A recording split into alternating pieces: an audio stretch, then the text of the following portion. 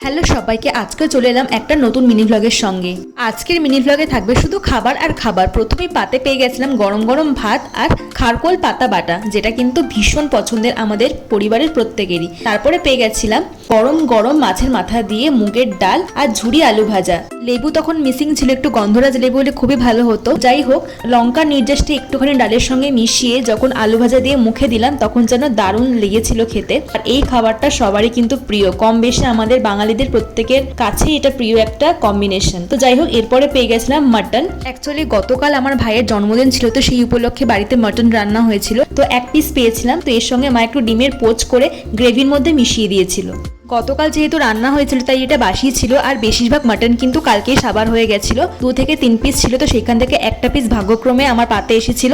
আর ডিমের পোচ থেকে একটুখানি পোচ ভেঙে নিয়ে যখন মুখে দিলাম তখন যেন আরো বেশি ভালো লাগছিল, মাটনের থেকে বেশি। আর শেষ পাতে ছিল চাটনি। Subscribe for more.